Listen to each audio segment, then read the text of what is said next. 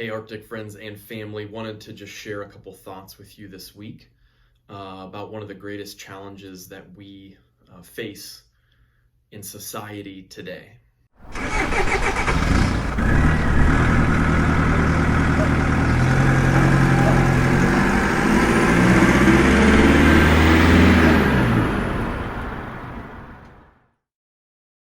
If you guys will let me, I want to just share a couple thoughts today about comparison and about FOMO. If you don't know what FOMO is, it is the fear of missing out. And I think these two things create, for us today in 2020, outside of the coronavirus challenge that we face this year, we live in a time when comparison and FOMO are plaguing people. They're plaguing everybody. They're plaguing professional truck drivers all around the country who are looking at somebody else and seeing somebody else's social media posts. They're hearing what they say. They're seeing someone's highlight reel, and they're comparing it to their normal, real life, their full knowledge of themselves. And they're saying, wow, I'm not doing very well. Because when we compare the reality of our lives with just the social media glammed up highlights of somebody else, we are always going to be discontent.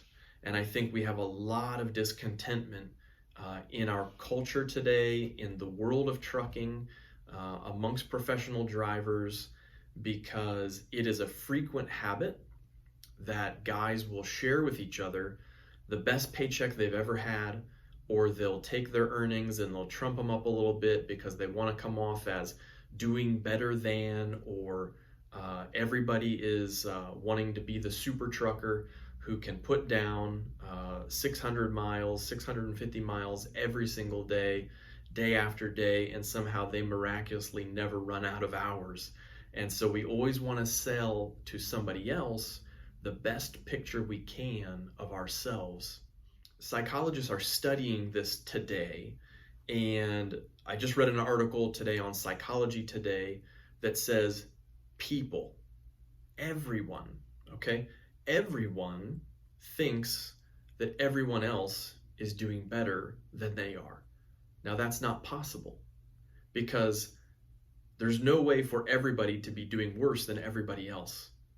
It just doesn't, the math doesn't add up. But what these researchers found is that when I would compare perhaps my life with somebody else, I compare myself to people who are doing the best in any area that are involved in my life. Maybe friends, neighbors, family members, people at the gym, people on social media, but we compare ourselves to the most successful person. We compare ourselves to the most popular person. We compare ourselves to the most successful person. And as a result, we always deem that we are not doing anywhere near as well as that person. And therefore, man, we're just not doing well at all.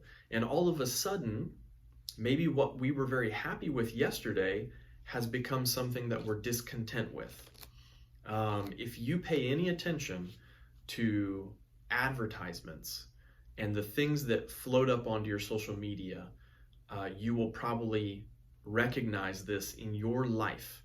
So right now is beginning of September 2020, and the iPhone is going to be coming out with its latest version in the very near future.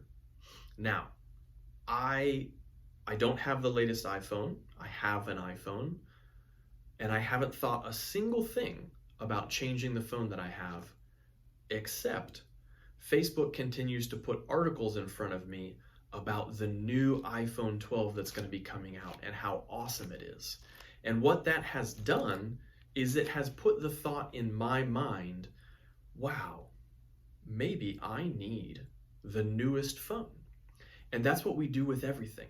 As soon as we start comparing, we become discontent with what we have, and we start believing that we need something that we don't have. This is not always a bad thing. There's nothing wrong with an upgrade to a phone or upgrading a vehicle or a residence when we can afford it and when we have planned for it. But probably not just because an advertiser has convinced us that we should believe our life will not measure up unless we have the new item. Because whatever it is, the new item becomes an old item. As soon as you've had it for some period of time, the new car loses its new car smell, the new phone gets dropped, it gets a screen crack, it gets chipped up on a corner, and all of a sudden it's not new and shiny anymore. This is not just a discussion, though, about things, about possessions. This is a discussion about your position in life and the position in life of others around you. And I want to just remind you of a couple things today. Nobody has it all together. I don't have it all together. I can promise you that. The people that you're watching, you're only getting to see their best. You're getting to see when they're out in public, when they're polished, when they are on their best behavior. On social media, you're just seeing the one picture out of 35 pictures where the person thought, well, the lighting is right and the angle is right, and I don't feel like I look fat in that picture, and so that's the one that I'm going to put up. But they don't tell you that they took 34 other photos that didn't make the cut.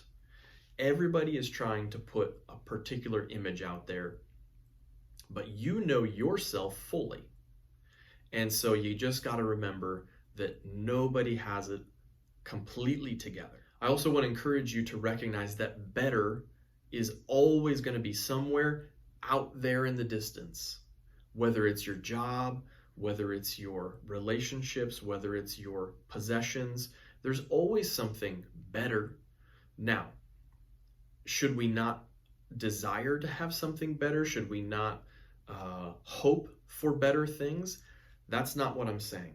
But there's a difference between better becoming a goal. I'm going to work towards a better me. I'm going to work towards being healthier. I'm going to work towards being more financially sound or in a better position for retirement. Those things become goals. That's great.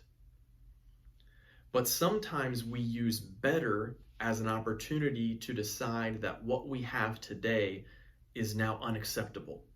And we start to go into a complaining and a discontent and an unappreciative mode. And I want to tell you that the solution to that is to take a couple minutes and say out loud or write them down and just run through a list of all of the things that are good about your life. You have a job. You are healthy. You are able to work. You have a family that loves you. You have a roof over your head. You have a checking account.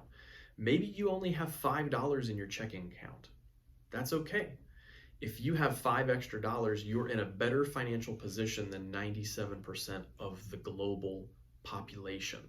Now, in America, we are accustomed to only comparing ourselves to the most successful people here in America. And we oftentimes forget that we have it so much better than the majority of the world's population. But I have found in my life that when I am feeling discontent, if I will simply slow down and I will thank God for the amazing list of things that are wonderful about the life that He has given to me, all of a sudden the discontent and the frustration and the desire for something new or something additional, it gets quieted down, it gets calmed down. It doesn't go away completely. But this is an antidote to what our society has presented to us as an opportunity to always buy something new, always be chasing the dollar, always be looking to keep up with the Joneses. I'm going to tell you, the Joneses are broke, all right? Don't play keeping up with the Joneses. You are blessed. You have a lot of wonderful things going for you. You probably have family and friends who care about you. I hope that you have a stable job. Maybe it isn't the highest paying job in the world, but it is a job that gives you a consistent opportunity to earn for your family. And you know what? Life could be a whole lot worse. And so I want to encourage you in an age of discontentment to slow down and to focus on how good life really is. And I promise that it's going to change your perspective. It'll change your days.